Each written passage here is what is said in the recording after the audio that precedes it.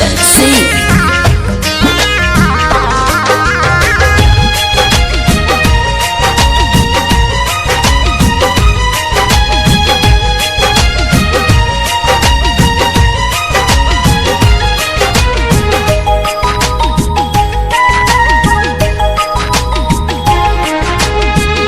भूल न पाई तोहे कोनो जतन से, याद सतावे दिन रात कसम से।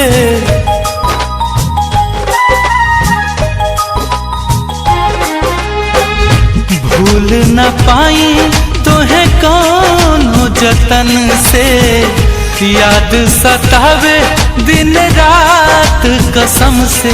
फिर न तोहके बुलाइब नहीं जिंदगी में आइब, फिर न तोहके बुलाइब नहीं जिंदगी में आइब। एक बार बस आ जाई तू,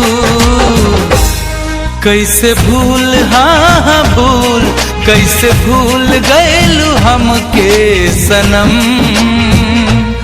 बस हुनर बता जाई तू, कैसे भूल गइलू हमके सनम। बस हुनर बता जाई तू।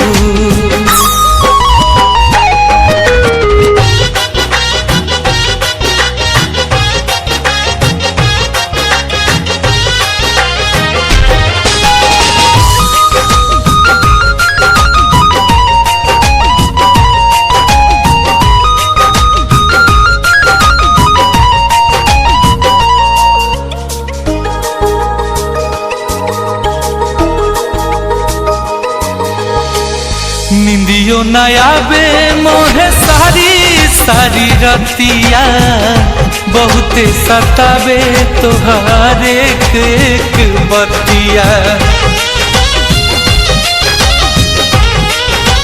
हाँ, निंदियो न आवे मोहे सारी सारी रतिया, बहुते सतावे तोहार एक एक बतिया। तुहर खाइल कसम कहल हमके सनम, तुहर खाइल कसम कहल हमके सनम। रहल झूठ सब जता जाई तू, कैसे भूल हमके भूल, कैसे भूल गइलू हमके सनम। बस हुनर बता जाई तू हाँ, कैसे